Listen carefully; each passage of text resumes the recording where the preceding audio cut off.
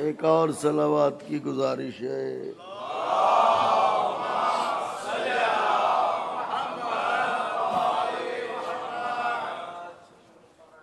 Be be سلام اللہ علیہا کی نعلین پاک سے لپٹی ہوئی گرد کے ذروں کا تصدق ہے کہ کاتب تقدیر نے گھٹن سے بھری ہوئی اس کائنات میں ہوائے پرچم عباس میں ہمیں سانس لینا سکھایا۔ اس کا لاکھ لاکھ شکر ہے کہ اس نے فقرہ صرف کر رہا ہوں، اس کا لاکھ لاکھ شکر ہے کہ اس نے اس مادی دنیا میں جہاں ہر شخص کسی بڑے کے پہلو میں بیٹھنے کی آرزو رکھتا ہو، ہمیں فرش عزا پر بلا کے رسولوں کے پہلو میں بیٹھنے کا شرف دیا۔ شاید نازک جملہ کہا ہے، اور پھر فقرہ صرف کرتا ہوں آقا کے چاہنے والوں کے حضور۔ اس کا لاکھ لاکھ شکر ہے کہ اس نے خیانتوں سے بھری ہوئی اس کائنات میں ہماری آنکھوں کو امانت زہرا سونپ دی۔ یہ وہ احسانات عظیم ہیں کہ اگر عمر جناب نوح میسر ہو کہ سلام ہو ان پر، اور ایک سجدہ شکر میں زندگی بسر ہو تو زندگی تمام ہو جائے گی، حق شکر ادا نہ ہوگا۔ الحمدللہ جس سلسلہ کلام کا آغاز ہوا تھا آج وہ اپنے 7ویں مرحلے میں داخل ہے۔ مولا کے عزاداروں نے مجھ ایسے کجمج بیان کو بڑی محبتوں سے سنا اور میرا دل بڑھایا کہ خدا آپ کی حاضری کو قبول کرے۔ آج اسی سلسلہ کلام کو آگے بڑھانا ہے، مگر توجہ شرط ہے۔ بسم اللہ الرحمن الرحیم، انا اعطینا کل کوثر، ہم نے آپ کو کوثر عطا کیا۔ فصل لربک وانحر، پس آپ اپنے رب کی بارگاہ میں نماز پڑھیں اور قربانی دیں۔ انا شانئک ھو الابتر، اور آپ اپنے دشمنوں کی طرف سے ملال نہ کریں، اللہ نے انہیں ابتر بنا دیا۔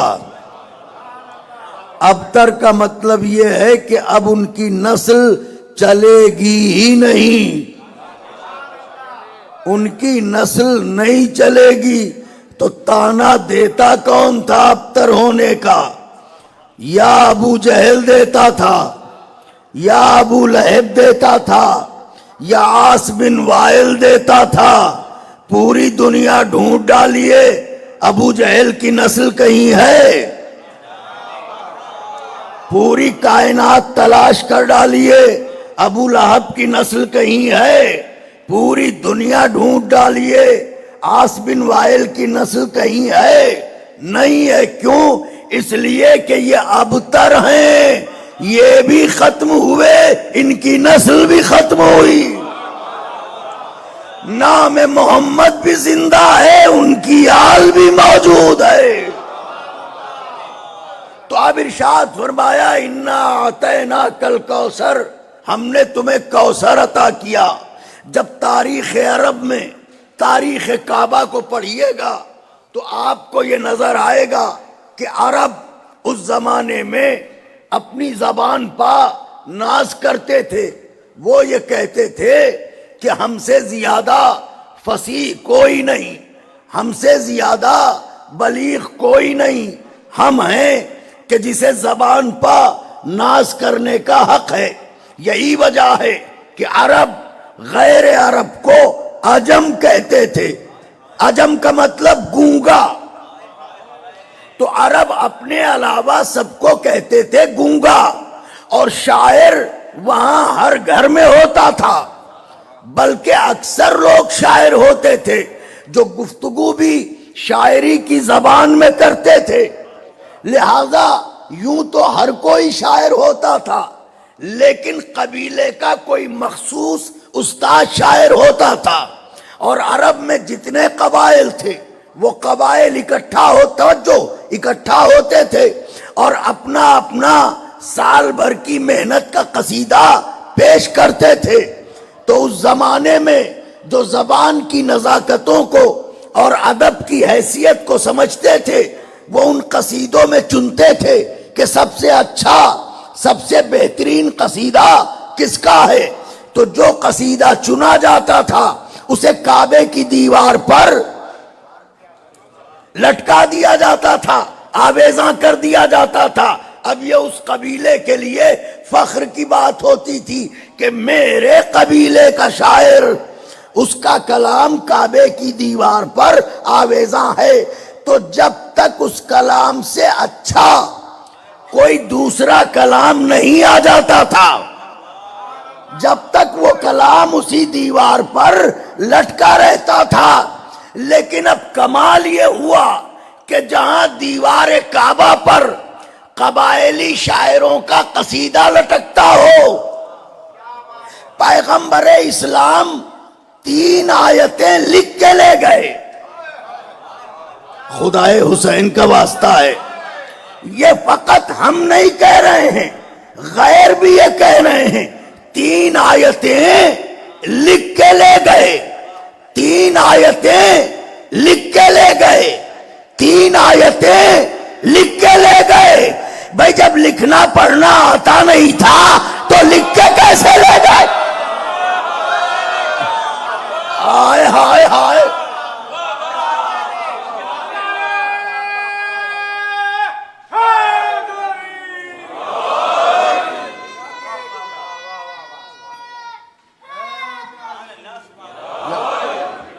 نوجوانوں ایک ایسا نعرہ لگا دو مل کے کہ ہم اور آپ سب دروازے نجف پاؤں.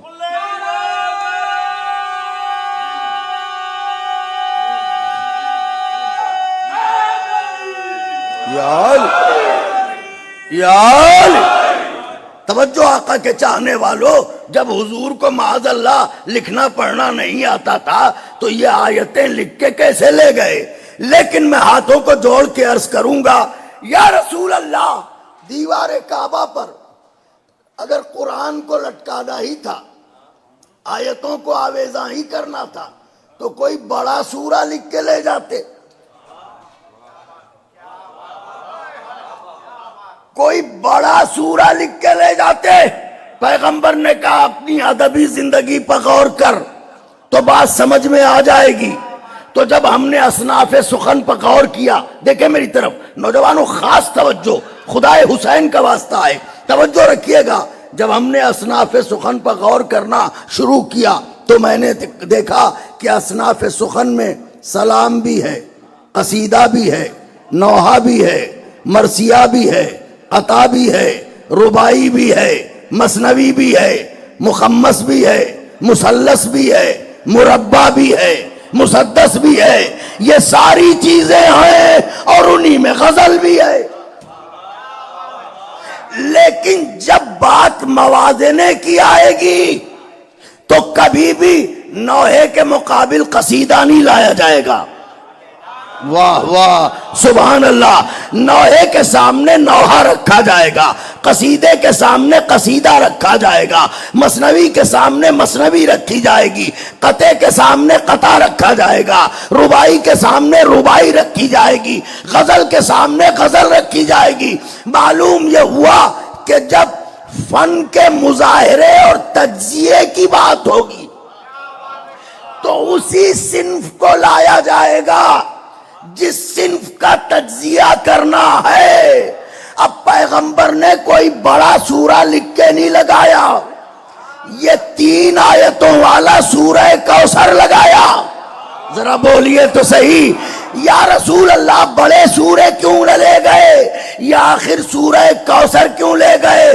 کہ اس زمانے کے عرب شعراء کی شاعری اور اس کا مزاج اگر پڑھے گا تو تجھے یہ پتا چلے گا کہ اس زمانے میں عرب کے شعراء جو شاعری کرتے تھے تو کبھی اپنے اجداد کا قصیدہ پڑھتے تھے، کبھی اپنے قبیلے کا قصیدہ پڑھتے تھے، کبھی اپنی قوم کا قصیدہ پڑھتے تھے، کبھی بادشاہ کا قصیدہ پڑھتے تھے، کبھی حکمران کا قصیدہ پڑھتے تھے۔ پیغمبر نے فرمایا چونکہ وہ دور قصیدوں کا دور تھا لہذا میں نے وہی آیت لگائی جس میں فاطمہ کا قصیدہ تھا۔ نہیں، آپ نے غور ہی نہیں فرمایا میں کیا۔ نعرہ حیدری، ایک صلوات بھیج دیں بآواز بلند۔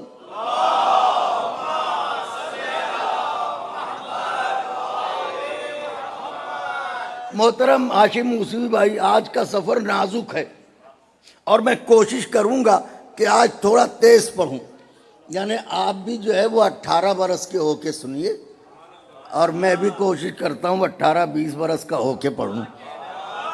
ہاں، آواز دیجیے، اپنے اجداد کے قصیدے پڑھتے تھے۔ میرے اجداد کی یہ فضیلت، میرے خاندان کی یہ فضیلت، میری قوم کی یہ فضیلت، میرے قبیلے کی یہ فضیلت کہ تم قصیدوں پر اترا رہے ہو۔ آؤ میں فاطمہ کا قصیدہ لگائے دے رہا ہوں۔ سبحان اللہ۔ آؤ اس کا جواب لا سکتے ہو تو لاؤ،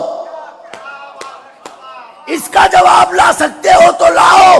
اب عرب کے جتنے بڑے بڑے استاد شاعر تھے وہ سب، خبر تو فوراً پھیل جاتی ہے، وہ سب کے سب آئے، دیکھا، سوچتے ہوئے گئے تھے، ابھی بتاتے ہیں۔ اور وہاں جو گئے تو آیتوں نے ایسا بتایا کہ پھر پلٹ کے نہ آئے۔ ہائے سبحان اللہ، سبحان اللہ۔ دیکھا پلٹ آئے، دیکھا پلٹ آئے، دیکھا پلٹ آئے، دیکھا پلٹ آئے۔ سب ادیب ہیں، سب شاعر ہیں، سب زبانداں ہیں، سب اپنے کو عرب کہتے ہیں، باقی کو عجم کہتے ہیں۔ ان میں سے ایک پہنچا، اس نے غور کیا، انا اعطینا کل کوثر فصلی وانحر انا شانئک هو الابتر۔ اس نے جو فصاحت و بلاغت دیکھی تو نیچے فقط ایک چھوٹا سا مصرع لکھا، ما ھذا کلام البشر۔ ہائے ہائے ہائے، نعرہ حیدری،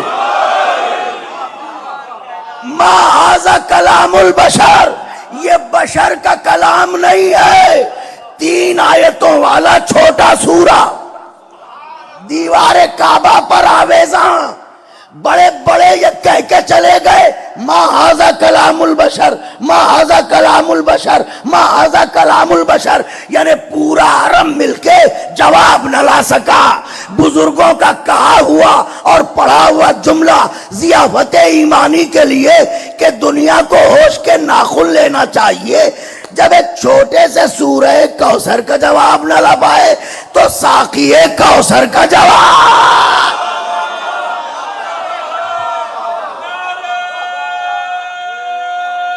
یہ تو تمہید کی اب نتیجہ۔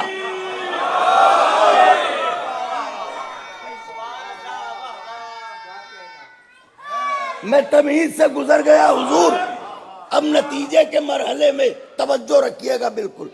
ایک چھوٹے سے سورہ کوثر کا جواب نہ لا سکے، ساقی کوثر کا جواب ڈھونڈنے چلے ہو۔ ساقی کوثر کا جواب نہ ڈھونڈو ورنہ پیاسے مر جاؤ گے۔ ہائے ہائے ہائے ہائے، ساقی کوثر کا جواب ڈھونڈنے چلے ہو۔ اچھا تو اب دیکھیے قصیدوں کا دور تھا، تو جس میں زہرا کا قصیدہ تھا پیغمبر نے وہ 3 آیتیں لگائیں. اب قصیدے کے اجزاء بھی ہوتے ہیں. میری طرف دیکھیے گا، پڑھا لکھا مجمع ہے، اگر آپ نے دل نہ بڑھایا تو ذرا تکلیف ہوگی. قصیدے کے اجزاء ہوتے ہیں. پہلے قصیدہ پہلا حصہ یعنی تعریف. دوسرا حصہ کیا ہوتا ہے؟ تبلیغ، پیغام. تیسرا حصہ کیا ہوتا ہے؟ دشمن کی پستی کا ذکر. یعنی قصیدے کے 3 حصے ہیں، 3 جز ہیں. پہلا جز ہے تولا، دوسرا جز ہے تبلیغ، تیسرا جز ہے تبرہ. اب پڑھیے یہ تینوں آیتیں. انا اعطیناک الکوثر، تولا، فصلی لربک وانحر، نماز پڑھیے، قربانی دیجئے، یہ ہے تبلیغ. انا شانئک هو الابتر، یہ ہے تبرہ.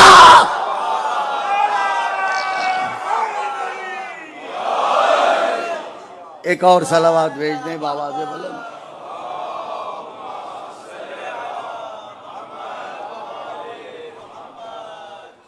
تولا بھی ہے، تبلیغ بھی ہے، اور تبرہ بھی ہے. ان کا دشمن ابتر ہے. ٹھیک ہے، ان کا دشمن ابتر ہے.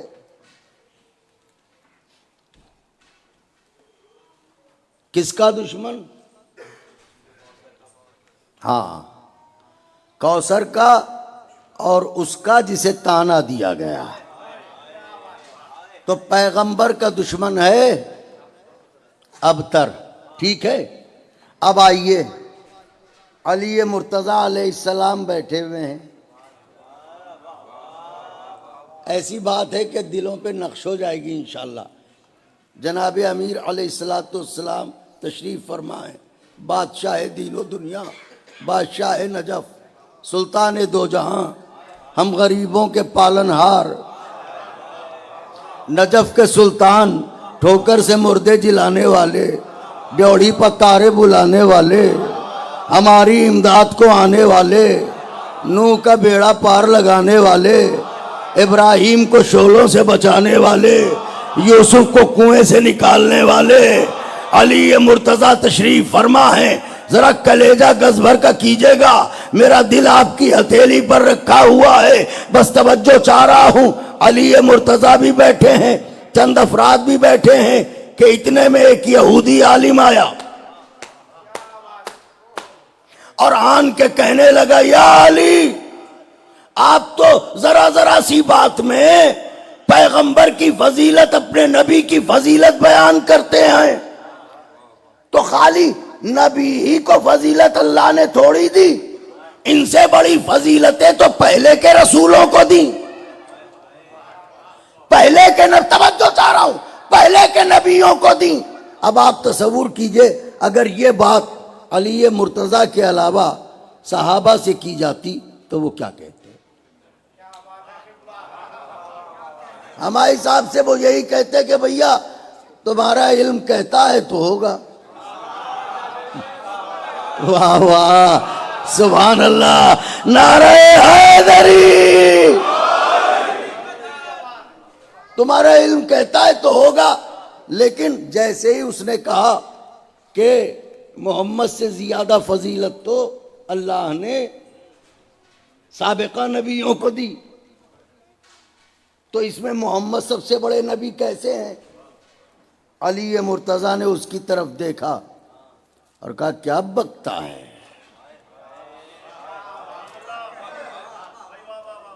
میرا نبی ہے، میرا نبی ہے. جیسی فضیلت اللہ نے میرے نبی کو دی، ایسی فضیلت اللہ نے کسی نبی کو نہیں دی. آقا کے چاہنے والوں پوری توجہ چاہ رہا ہوں. جیسی فضیلت میرے نبی کو دی، ایسی فضیلت کسی کو نہیں دی.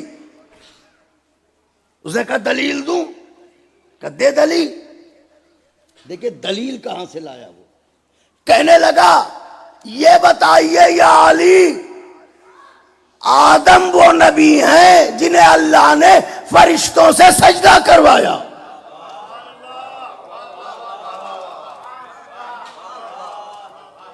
آدم وہ نبی ہیں جنہیں اللہ نے فرشتوں سے سجدہ کروایا، مگر آپ کے نبی کو سجدہ تو نہیں کروایا. تو جسے سجدہ کروایا وہ بڑا یا جسے سجدہ نہیں کروایا وہ بڑا؟ علی اب سب کے سب ہکا بکا دیکھ رہے ہیں کہ یہ کیا سوال کر رہا ہے.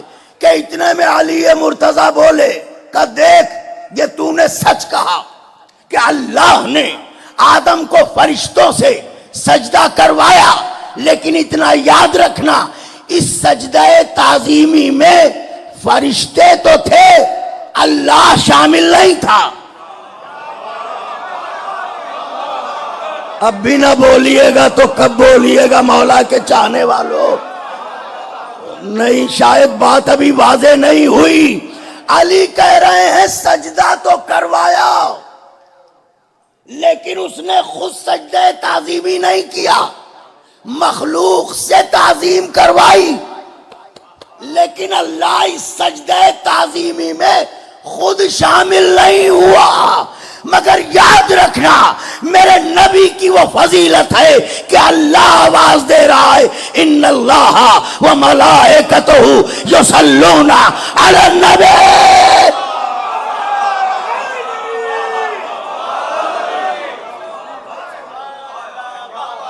اگر بات دل کو چھو رہی ہو تو ذرا سا بولیے گا ان اللہ و ملائکتہ یصلون علی النبی یا ایھا الذین آمنوا.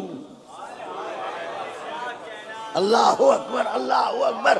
عصمت سید الانبیاء، بلند ترین صلوات.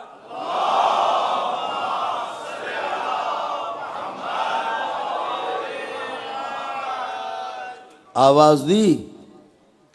آدم کو سجدہ تو کروایا، مگر اس سجدے میں وہ خود شریک نہیں ہوا. لیکن جب اس نے محمد عربی پر درود بھیجا تو اس نے آواز دی کہ میں بھی درود بھیج رہا ہوں، تم بھی درود بھیجو. واہ واہ سبحان اللہ. میں بھی درود بھیج رہا ہوں، تم بھی درود بھیجو. یعنی وہ عبادت ہے صلوات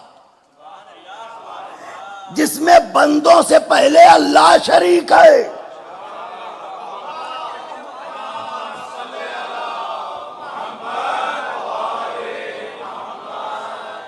جو لا شریک ہے وہ آل محمد پر درود بھیجنے میں شریک ہے.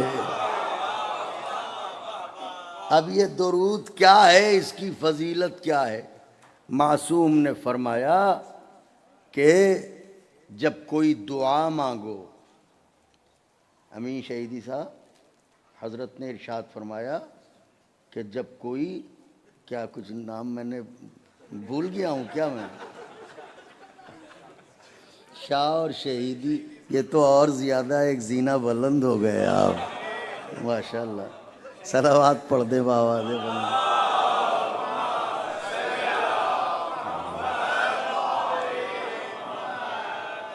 میرے مولا جزا دیں اور آباد رکھیں، شاد رکھیں. آپ ماشاءاللہ ایسے مولا کے فضائل کو آپ قبول کرتے ہیں کہ جیسے شبنم کے قطروں کو گلاب ہے.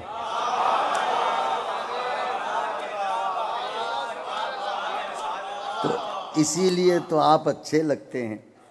آواز دی کہ آدم کو سجدہ تعظیمی کروانے کے لیے اللہ نے فرشتوں سے تو کروایا، مگر وہ خود اس عبادت میں شریک. لیکن میرے نبی پر درود بھیجنے میں خود بھی شریک ہے، بندوں کو بھی حکم دے رہا ہے کہ تم بھی درود بھیجو. تو اب درود کا ثواب کیا ہے اور اس کی عظمت کیا ہے؟ معصوم فرماتے ہیں کہ اگر کوئی صلوات پڑھ رہا ہے تو صلوات اس یقین سے پڑھے کہ وہ قبول ہوگی، اور جب کوئی دعا مانگنی ہو تو 3 دفعہ پہلے صلوات پڑھیں، 3 دفعہ بعد میں صلوات پڑھیں، بیچ میں دعا رکھیں۔ یہ ممکن نہیں ہے کہ وہ اول و آخر کو قبول کر لے، بیچ کی چیز کو ٹھکرا دے۔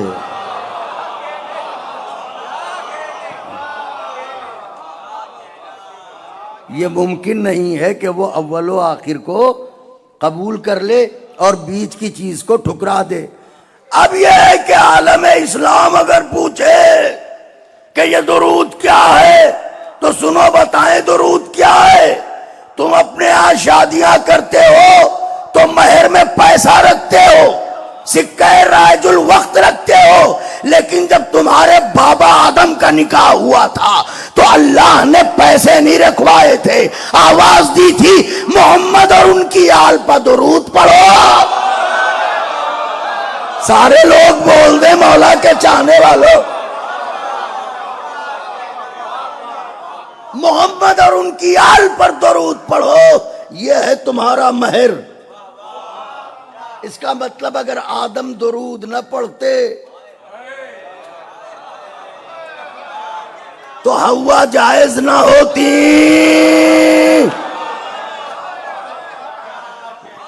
اس سے زیادہ نازک جملہ کیسے کہوں مولا کے چاہنے والوں؟ اور اگر حوا جائز نہ ہوتی تو پھر میاں آپ دنیا میں فتوے دینے کے لیے نہ ہوتے۔ یہ بدعت ہے، وہ حرام ہے، یہ ناجائز ہے۔ نعرہ حیدری،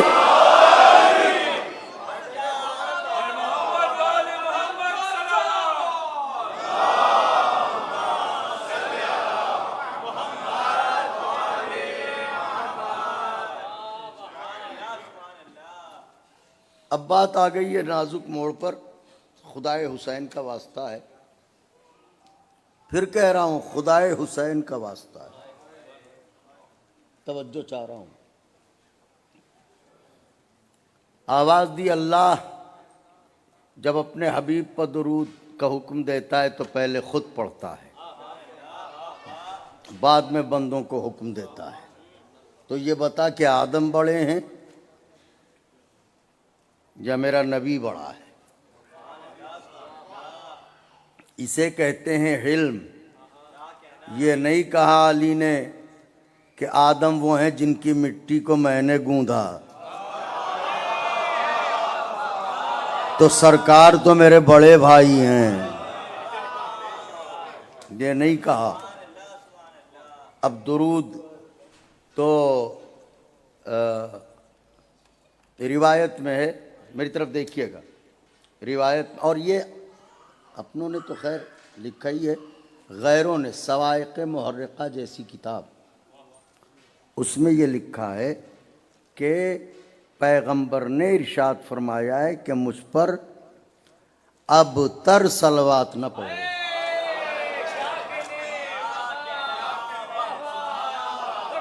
نہ بولیے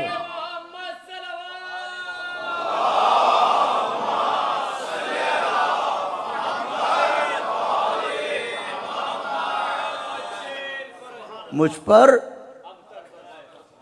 ابتر صلوات مت پڑھو۔ اس کا ترجمہ جو ہے وہ یہ کیا گیا ہے کہ مجھ پر ادھوری صلوات، حالانکہ ابتر کا مطلب یہ ہے کہ نسل کا منقطع ہو جانا، تو سرکار نے فرمایا مجھ پر ابتر صلوات نہ پڑھو۔ تو کسی نے کہا کہ یا رسول اللہ یہ ابتر صلوات کون ہے، یعنی ناقص صلوات کون سی ہے؟ کہ ناقص صلوات وہ ہے جس میں مجھ پر درود بھیجا جائے، میری آل کو نہ بھیجا جائے۔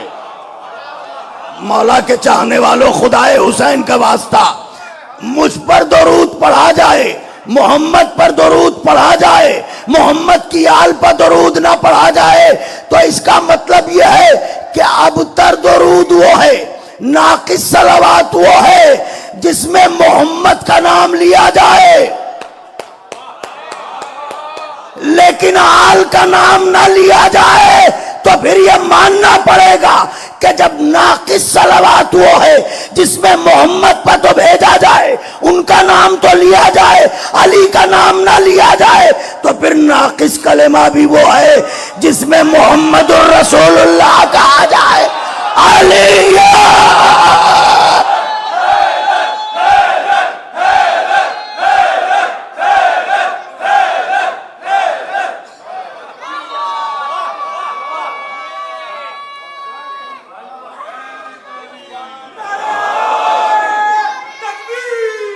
اللہ اکبر، جزاک اللہ یا رسول اللہ یا علی۔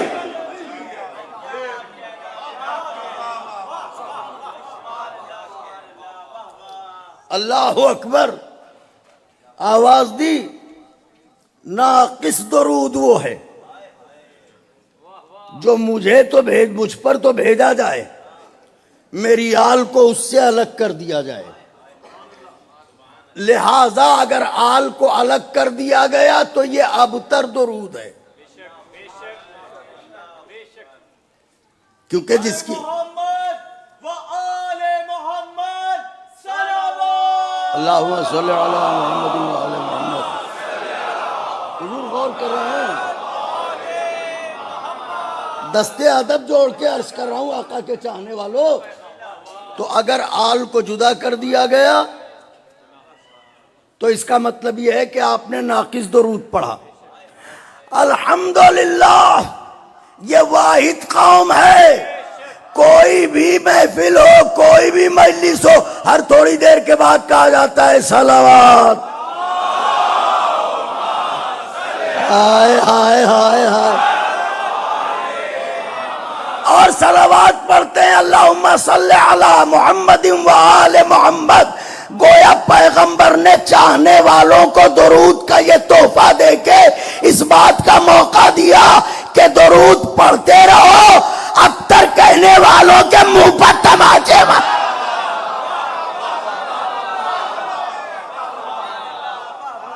لیکن اب بڑی مہین سی بات ہے لکھنؤ کی زبان میں، ہاں بہت مہین سی بات ہے جو عرض کرنے جا رہا ہوں۔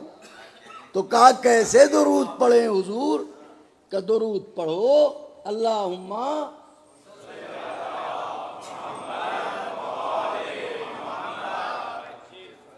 تو سرکار نے بتایا کہ ایسے درود پڑھو۔ ایک صاحب آئے، دل میں تو آگ لگی ہوئی تھی، کلیجہ بھن رہا تھا، تو کہنے لگے اللہم صلی علی محمد وعلی،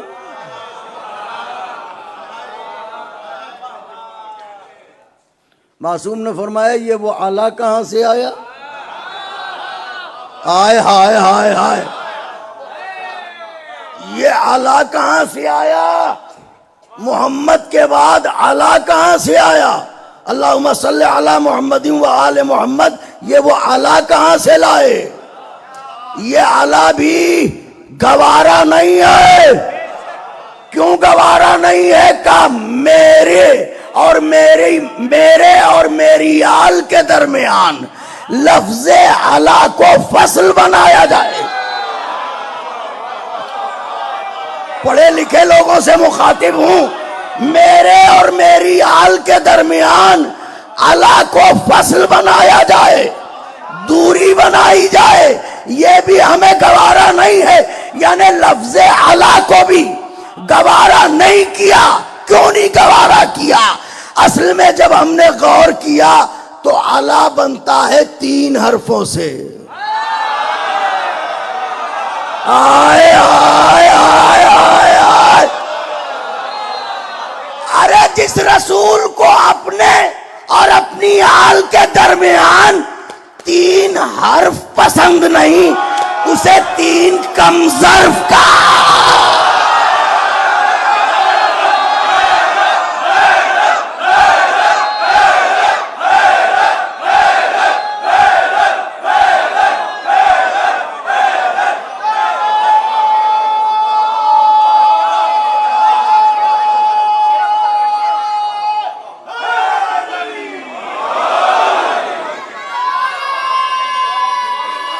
حضور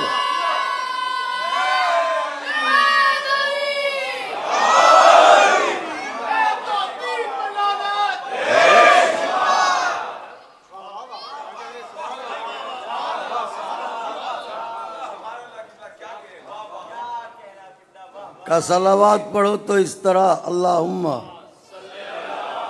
محمد، واہ واہ واہ واہ، کا یہ اللہ کہاں سے لیا ہے؟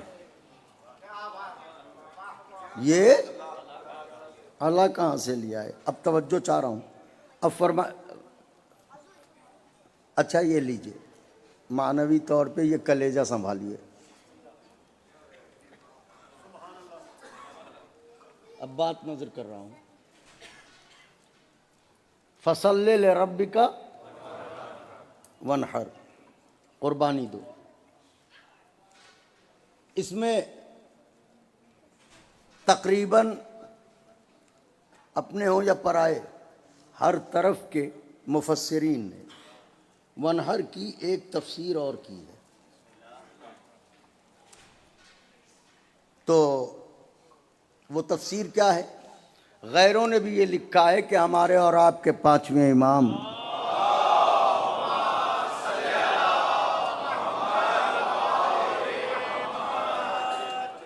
امام محمد باقر علیہ السلام نے ارشاد فرمایا کہ یہاں وَانْحَرْ سے مراد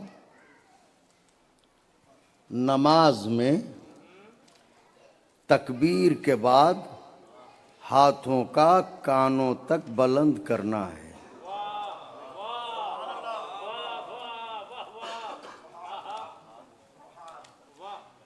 ہاتھوں کا کانوں تک بلند کرنا ہے. اب امام جعفر صادق علیہ السلام ارشاد فرماتے ہیں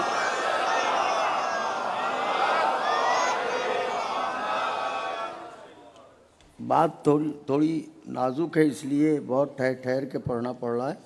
تو حضرت نے ارشاد فرمایا کہ اللہ نے کائنات میں ہر شے کے لیے ایک زینت رکھی، اور نماز کی زینت ہے تکبیر، یعنی ہاتھوں کا بلند کرنا. اسے شریعت کی زبان میں کہتے ہیں رفع یدین. شریعت کی زبان میں کہتے ہیں رفع یدین، یعنی ہاتھوں کا بلند کرنا. ہاتھوں کا بلند کرنا. تو اب توجہ چاہ رہا ہوں آقا کے چاہنے والوں، ایک تفسیر یہ ہے کہ یہاں پر وَانْحَرْ سے مراد ہے رفع یدین، یعنی نماز میں تکبیر کے بعد ہاتھوں کو بلند کرو، یہ ہے رفع یدین. تو اب پڑھیے آیت اِنَّا أَعْطَيْنَاكَ الْكَوْثَرَ فَصَلِّ لِرَبِّكَ وَانْحَرْ.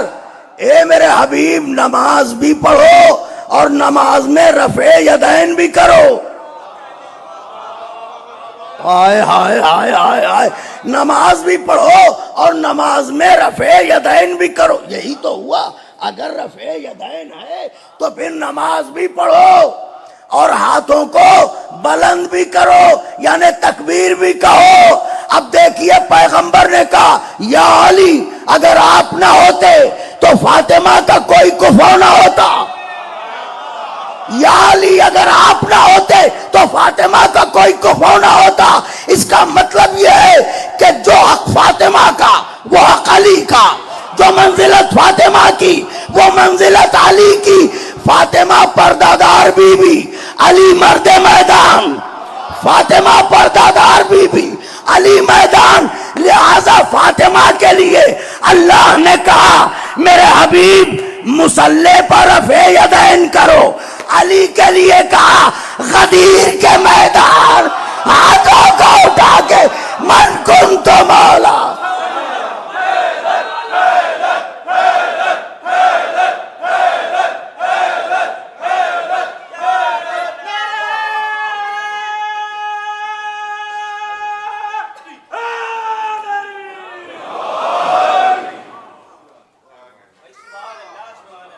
یہاں زہرا کی یاد میں اور وہاں علی کے لیے اللہ مولایا وانا مولا المؤمنین ومن کنت مولا ہو وہذا علی مولا. اتنا اٹھایا پیغمبر نے کہ تاریخ کے سارے بونے چھپ گئے.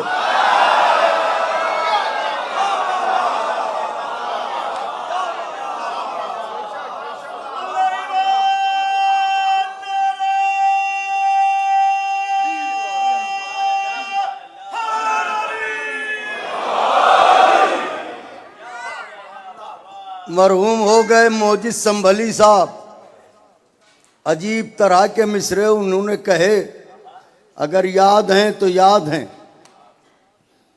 نہیں یاد ہیں تو بھی عجیب انداز کے مصرے کہے. فرماتے ہیں کیا تھا عہد ولایت علی سے تم نے کہیں,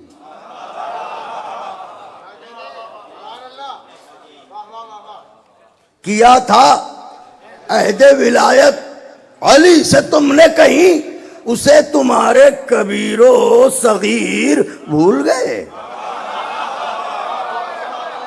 ہائے ہائے ہائے ہائے ہائے. کیا تھا عہد ولایت علی سے تم نے کہیں, اسے تمہارے کبیر و صغیر بھول گئے. یہ 30 پاروں کا قرآن تو حفظ کر ڈالا, یہ 4 حرفوں کا لفظ قدیر.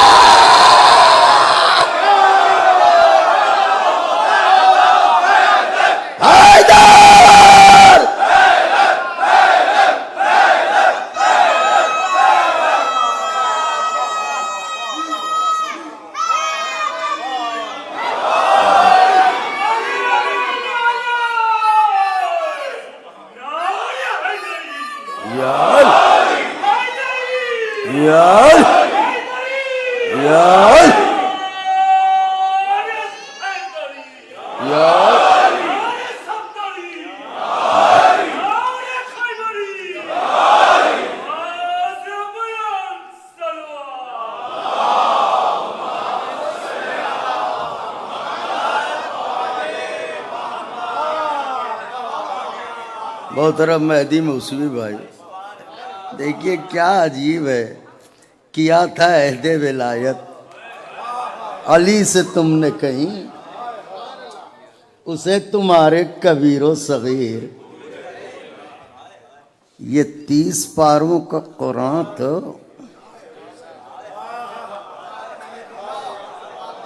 امین شاہ صاحب. ہاں, یہ 4 حرفوں کا, یہ 30 پاروں کا قرآن تو بچوں, یہ 30 پاروں کا قرآن تو حفظ کر ڈالا, رٹ ڈالا. یہ 4 حرفوں کا لفظ غدیر. غدیر میں 4 ہی حرف ہیں, غین دال یہ رے. یہ 4 حرفوں کا لفظ غدیر بھول گئے. اچھا تو آواز دی نماز پڑھو, نماز پڑھو. اب نماز کے لیے ایک شرط ہے توجہ. آئیے میسم بھائی, یہ ادھر آ جائیے, یہاں جگہ ہے. بآخری بات عرض کر رہا ہوں, نماز کے لیے ایک شرط ہے توجہ. ایک ایسا لفظ ہے کہ جسے سب سے زیادہ ہم لوگ استعمال کرتے ہیں. بھئی توجہ چاہتا ہوں, توجہ فرمائیے گا. توجہ تو ذاکرین جو ہے زیادہ اس لفظ کو استعمال کرتے ہیں. نماز کو چاہیے توجہ. تو یہ جو توجہ توجہ توجہ یہ بار بار جو کہتے ہیں ہم لوگ, تو یہ اصل میں توجہ کا مطلب کیا ہے؟ تو توجہ ہے اصل میں وجہ سے. توجہ کیسے ہے؟ وجہ سے. توجہ کا مطلب یہ ہوا کہ فیس ٹو فیس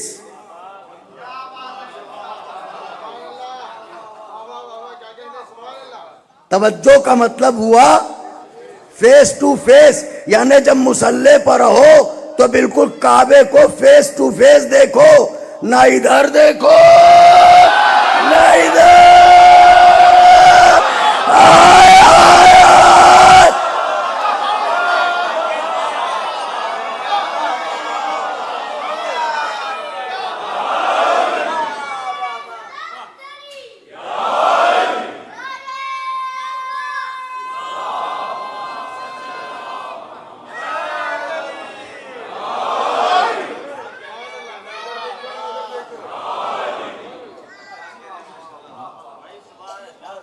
تو نماز بغیر توجہ کے ممکن نہیں ہے۔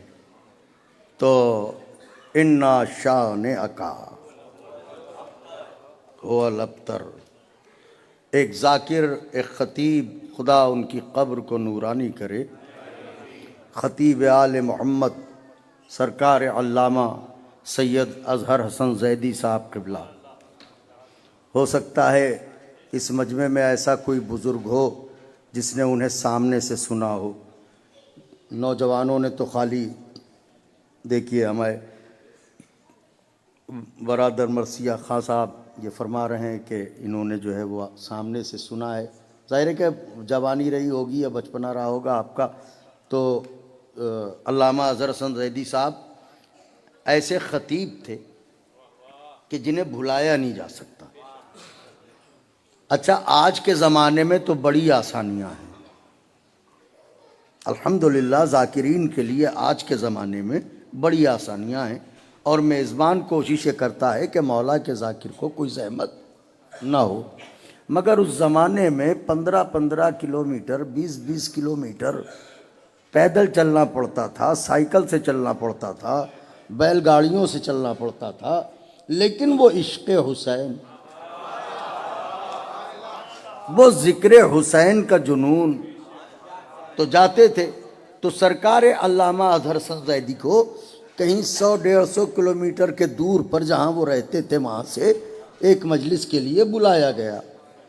تو ظاہر ہے کہ وہ جہاں پہ اترے وہاں سے اس گاؤں تک جانے کے لیے تقریباً 14-15 کلومیٹر کا فاصلہ تھا۔ توجہ میری طرف دیکھیے گا، 14-15 کلومیٹر کا فاصلہ تھا۔ کہاں سے؟ جہاں اترے تھے وہاں سے منزل تک جانے کے لیے۔ تو اب آگے کے لیے نہ کوئی کار تھی نہ کوئی رکشہ تھا۔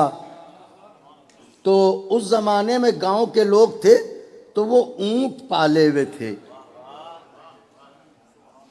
اونٹ پالے ہوئے تھے، تو وہ اونٹ لے کے آئے اور ان کو اس اونٹ پر بٹھایا، اور وہ اپنے حساب سے بڑی شان سے لے کے گئے انہیں۔ جب وہ منزل پر پہنچ گئے تو لوگوں نے، یعنی گاؤں والوں نے ان سے کہا، حضور وہاں سے یہاں تک آپ اونٹ پر بیٹھ کے آئے، کیسا لگا؟ تو یہ بھی تو علامہ اظہر حسن زیدی تھے۔ انہوں نے کہا نانی یاد آ گئی۔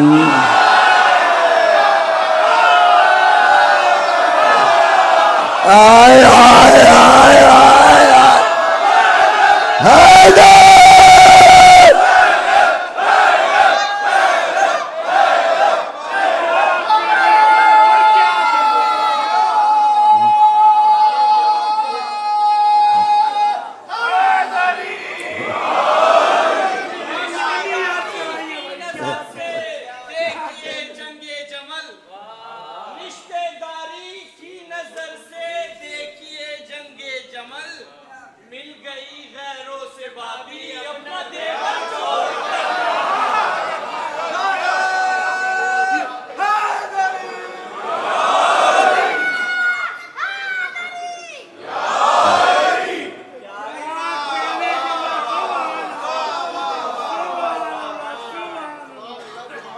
اب آپ سمجھے یہ مسل نکلی کہاں سے؟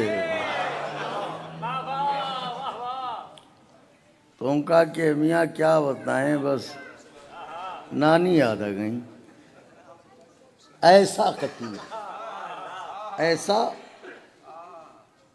مطلب حاضر جواب خطیب.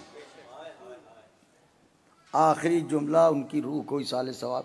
کیونکہ بیچ بیچ میں کوشش کرتا ہوں کہ ان ناموں کا بھی ذکر ہوتا رہے تاکہ نئی نسل انہیں نہ بھولے.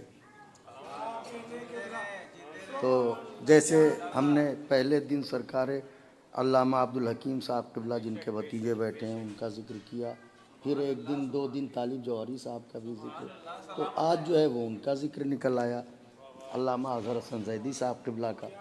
تو اظہر حسن زیدی صاحب مجلس پڑھ رہے تھے، مجلس پڑھ رہے تھے، مجمع بھرا ہوا ہے، مجلس شباب پر ہے. اور اظہر حسن اگر یہ جملہ محسوس کر لیا، خدا کی قسم بتا رہا ہوں کوئی بیٹھ نہیں سکے گا. چھوٹے منہ سے بڑی بات نکل گئی ہے، لیکن جملہ میرا ہوتا تو میں شرمندہ ہوتا. جملہ جو ہے علامہ اظہر حسن زیدی کا ہے. مجلس شباب پر تھی، لوگ جھوم رہے تھے کہ اتنے میں ایک شخص اٹھا اور اس نے کہا علامہ صاحب اہل بیت کے فضائل اور اہل بیت کے مصائب 2 جملوں میں بیان کیجئے. فضائل کسے کہتے ہیں، مصائب کسے کہتے ہیں؟ علامہ اظہر حسن زیدی نے کہا سن، جو اللہ نے اہل بیت کو دیے وہ فضائل ہیں، جو امت نے اہل بیت کو دیے وہ مصائب.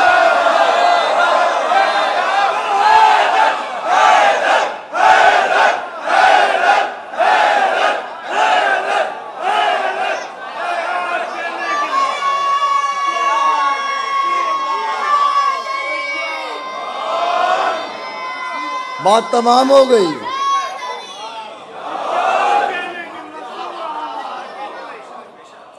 دیکھیے کیا عجیب بات ہے، کتابیں لکھتے رہیے کہ جو اللہ نے اہل بیت کو دیے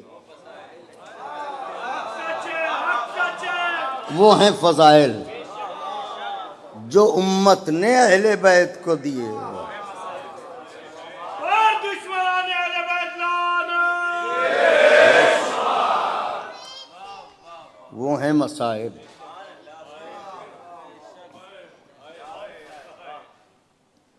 اور ایسے مصائب دیے کہ آج ساقی کوثر کے بچوں کے خیمے میں پانی ختم ہو گیا.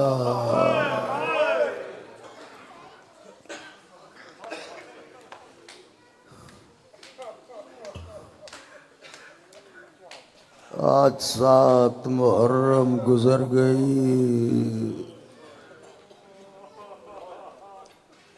یہ تو ترقی یافتہ ممالک ہیں، یہاں ہم بہت سی عزاداری کے حصوں کو ادا نہیں کر پاتے، ورنہ آج سویرے سے ہم لوگوں کے وطن میں بچوں کو سقا بنایا جاتا ہے. سمجھ گئے جو میں کہہ رہا ہوں؟ ننھے ننھے بچے ہاتھوں میں پانی لیے ہوئے، پانی پی لو، پانی پی لو، پانی پی لو.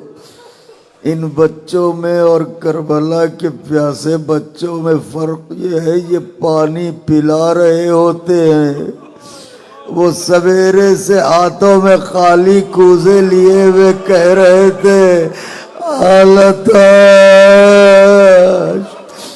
آلتاش، ہائے پیاس. آوازیں بلند ہو گئیں. اب تو صرف 2 دن بچے ہیں حسین کے جانے میں، صرف 2 دن بچے ہیں.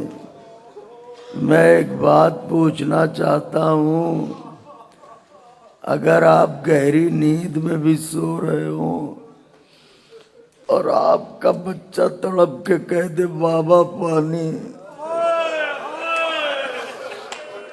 تو آپ اپنی نیند کو اہمیت دیں گے یا اٹھ کے بچے کو پانی پلائیں گے؟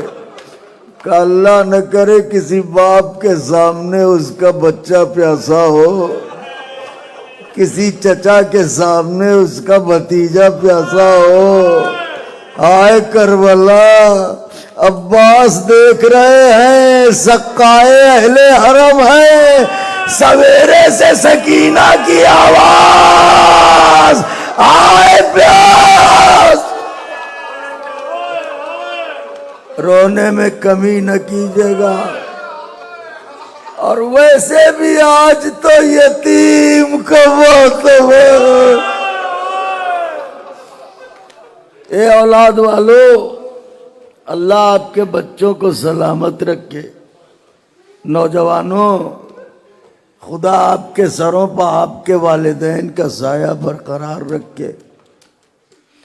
آپ جانتے ہیں جناب قاسم کس سن میں یتیم ہوئے تھے؟ تاریخ کے اعتبار سے اگر دیکھیے تو جس سن میں سکینہ یتیم ہوئی تقریباً اسی سن میں جناب قاسم یتیم ہوئے۔ 3 برس کا سن یا 4 برس کا، لیکن مولا حسین نے ایسی شفقت فرمائی کہ جناب قاسم کو احساس نہ ہونے دیا کہ ہم یتیم ہیں۔ دھیرے دھیرے پڑھوں گا کیونکہ آج یتیم کی مصیبت پڑھنی ہے۔ تو کربلا، شب عاشور، خیمہ حسین، اصحاب و انصار اور اعزہ جمع ہیں۔ مولا شہادت کی فہرست پڑھ رہے ہیں، آواز دے رہے ہیں، کل سعید مارے جائیں گے، زہیر مارے جائیں گے، حبیب مارے جائیں گے۔ عائزہ کی باری آئی، اکبر برچی کھائیں گے، عباس بازو کٹائیں گے، اللہ اکبر، اون محمد مارے جائیں گے۔ ایک ایک نام مولا نے لیا مگر قاسم کا نام نہ آیا۔ تو 13 برس کا شہزادہ آگے بڑھا، روتے ہوئے کہا امو آپ نے سب کے نام لیے، میرا نام نہیں لیا، کیا فہرست شہادت میں مجھے یتیم کا نام نہیں ہے؟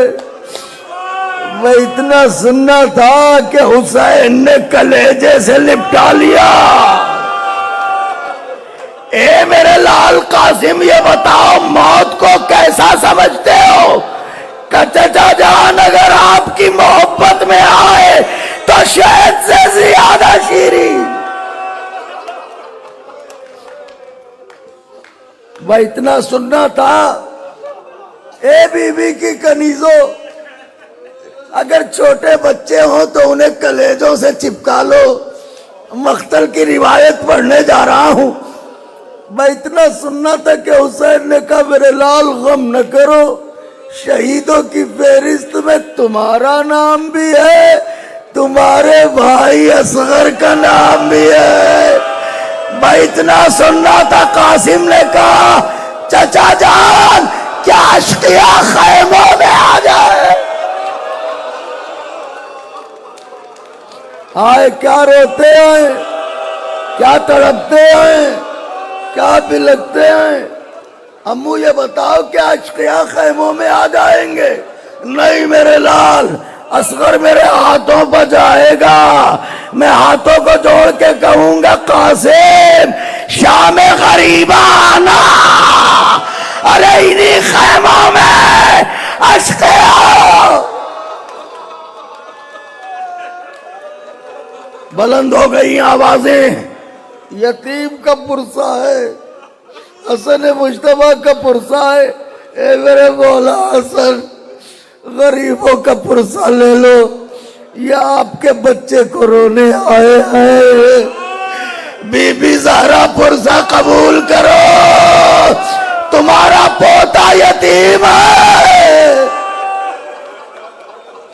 اے بی بی سکینہ، اپنے بھائی قاسم کا پرسا لے لو۔ اے بی بی زینب کبریٰ، اپنے بھتیجے کا پرسا قبول کرو۔ لیجئے، قاسم آگے بڑھے، رات تھوڑی گہری ہوئی، جناب عباس جناب علی اکبر کے خیمے میں گئے۔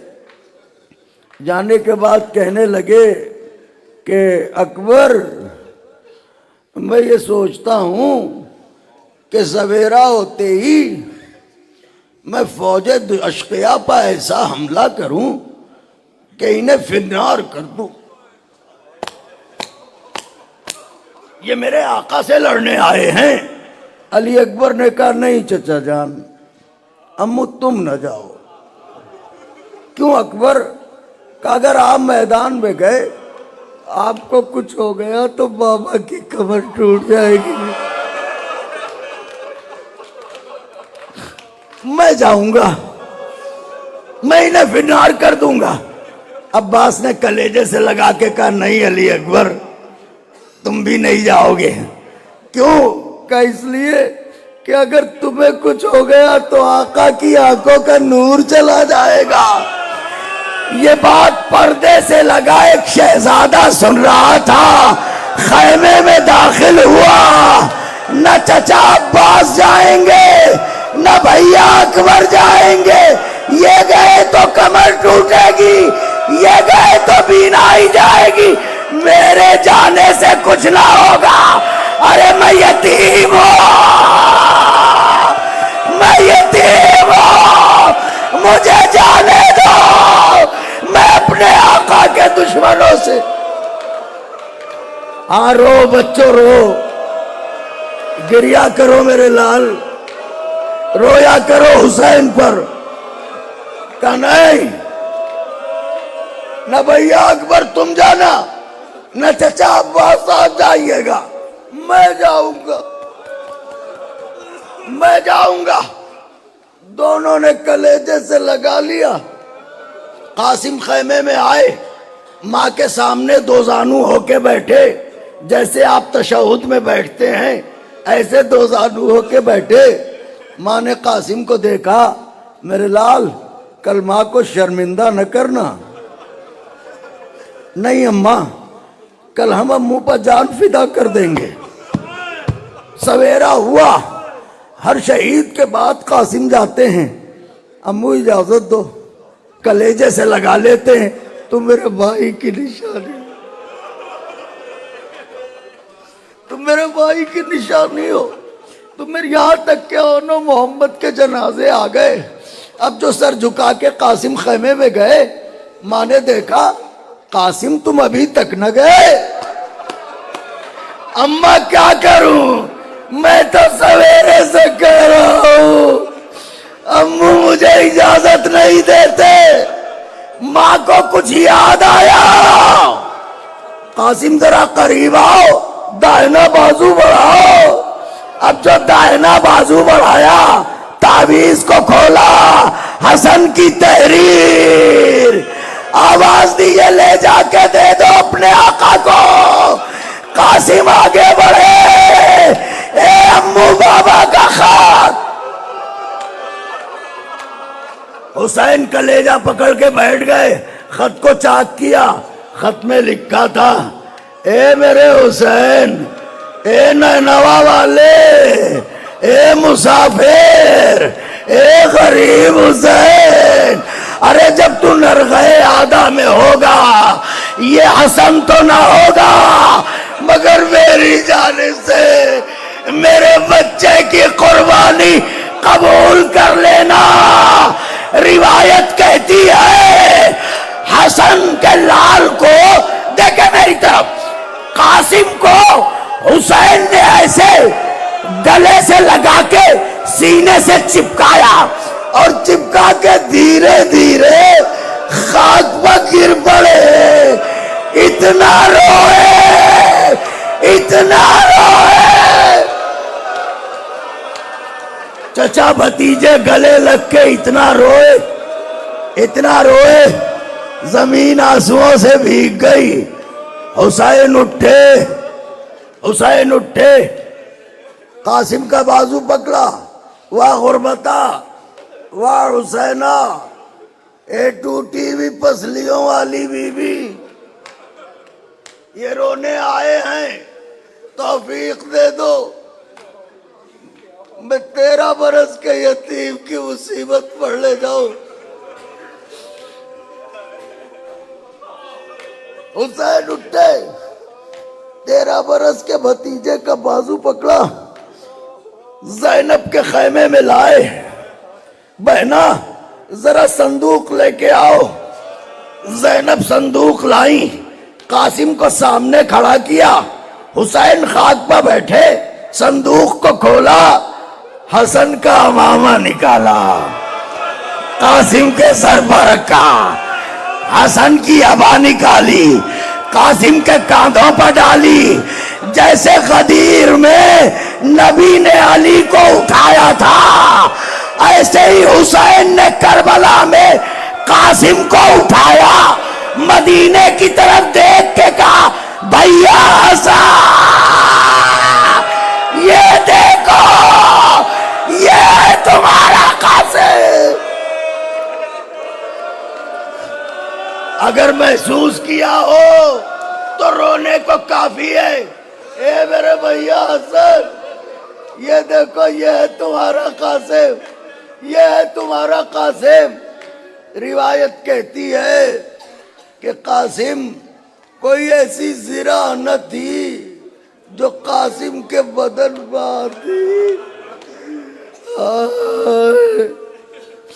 آئے حسین، مر جانے کو کافی ہے. یہ جملہ کوئی ایسی زرہ نہ تھی جو قاسم کے بدن پہ آتی، لہذا ایک کرتے میں حسین قاسم کو خیمے سے لے کے نکلے. عباس سے کہا گھوڑے پر سوار کرو. رکابوں تک پاؤں نہیں پہنچ رہا تھا، رکابوں کو پلٹا. حسین آگے بڑھے، قاسم کے کرتے کا گریبان چاک کیا. زینب دیکھ رہی تھی، بھیا گریبان کیوں چاک کیا؟ کہ یہ یتیموں کی نشان، یتیموں کی نشان، یتیموں. چلا کے رو سوگوارو، آوازوں کو نہ دباؤ مولا کے مہمانوں. کہ یہ یتیموں کی نشانی ہے. شاید اشقیاء میں کوئی ایسا ہو جو اسے دیکھ کے یتیم سمجھ کے ترس کھا لے. یہ لیجئے قاسم چلنے لگے. ذرا شجاعت بھی تو سن لیجئے شہزادے کی. قاسم چلنے لگے تو ایک مرتبہ جھک کے حسین کو تسلیم کیا. پھر عباس دلاور کو آواز دی، امبو جا رہے ہیں، ابھی جنگ دیکھنا. یہ کہہ کے شہزادہ میدان میں آیا. اب جو تلوار چلی تو فوجیں بھاگی. خدا لعنت کرے ازرق شامی پر. اس کے 4 بیٹے. جا کے کسی نے کہا تو نکل، کام تمام کر دے. ملعون نے خیمے کا ہلکا سا پردہ ہٹایا، 13 برس کے شہزادے کو دیکھا، کہنے لگا میری توہین ہے اس سے لڑنا. ابھی میرا کوئی بیٹا جائے گا، اس کا کام تمام کر دے گا. ایک بیٹا نکلا، قاسم نے ایک ہی بار میں کام تمام کیا. ادھر حسین بلندی پائیں، ادھر عباس، ادھر قاسم کی تلوار چل رہی ہے، ادھر سے آواز جا رہی ہے، ماشاءاللہ، جزاک اللہ، سبحان اللہ. قاسم کے کانوں میں کبھی آقا حسین کی آواز، کبھی جناب عباس کی آواز. چاروں بیٹے ایک ایک کر کے آئے. قاسم نے سب کو فنار کر دیا. اب جو ازرق ملعون نکلا تو قاسم نے مڑ کے دیکھا، چچا اب دیکھو اپنے بھتیجے کی شجاعت، جسے تلوار چلانا سکھایا ہے اب دیکھو ذرا اس کی شجاعت۔ یہ کہہ کے ایک ہی وار میں قاسم نے ازرق ملعون کو واصل جہنم کیا کہ اتنے میں شور اٹھا، ارے یہ حسن کا لال ہے، ایک ایک کر کے جاؤ گے تو نہ مار پاؤ گے۔ فوجیں سمٹی، نیزہ، تیر، تلوار، خنجر، ایک شقی پیچھے سے آیا، ایک گرزے گراں 13 برس کے شہزادے کی پشت پہ مارا، قاسم گھوڑے سے گرے، پاؤں رکابوں میں الجھا، آواز دی یا اماں ادرکنے، روتے آئیے۔ 2 سے 3 منٹ میں مجلس تمام کر رہا ہوں۔ یا اماں ادرکنی، یا اماں ادرکنی، اکیلا شہید ہے جس نے مدد کے لیے بلایا، اکیلا شہید ہے جس نے مدد کے لیے بلایا۔ حسین نے بھتیجے کی آواز سنی، آواز دی عباس جلدی چلو، اکبر جلدی چلو۔ حسین گھوڑے پر سوار ہوئے۔ راوی کہتا ہے میں نے اتنی تیز مقتل میں حسین کو صبح سے شام تک آتے ہوئے نہیں دیکھا۔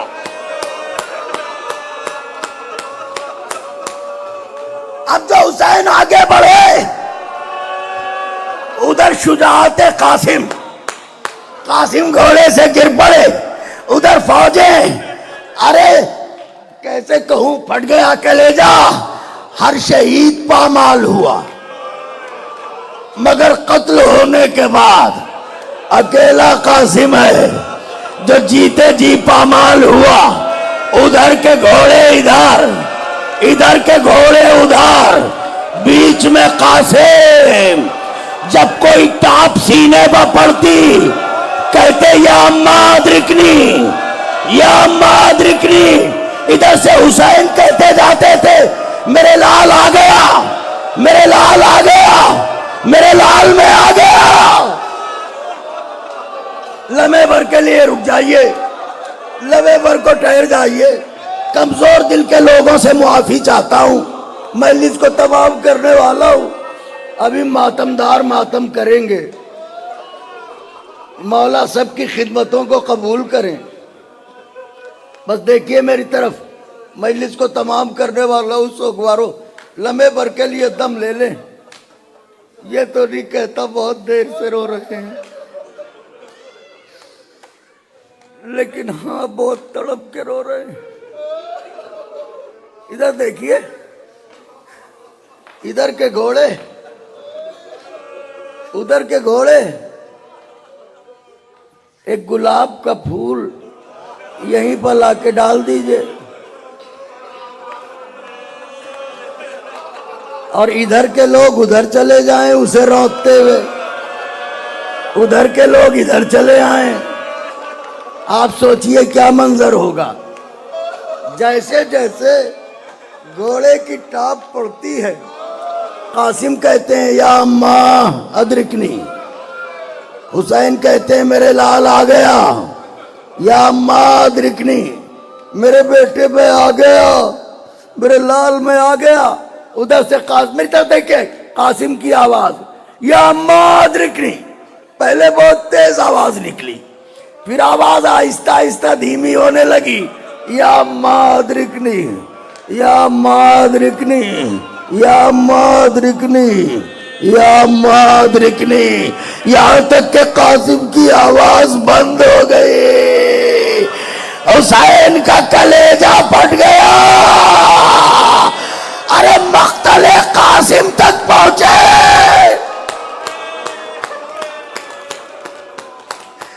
حسین نے صبح سے اب تک جانے کتنی لاشیں اٹھائی۔ 2 جملے کی اجازت چاہتا ہوں، مجلس تمام ہو جائے گی۔ حسین نے اب تک جانے کتنی لاشیں اٹھائی، مگر جملہ کہوں، عباس کے پاس گئے، اکبر کے پاس گئے، اور نہ محمد کے پاس گئے۔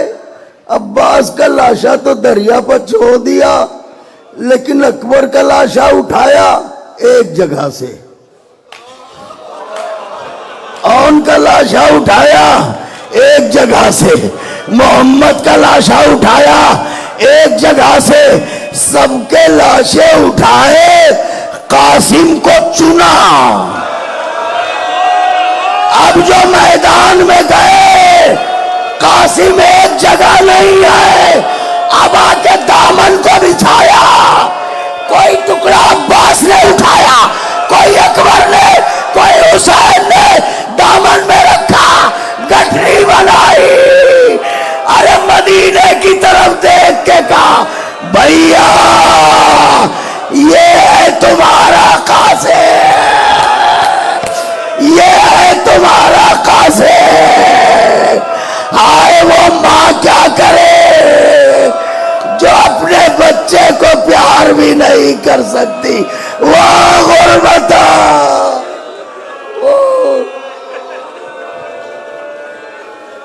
بیوہ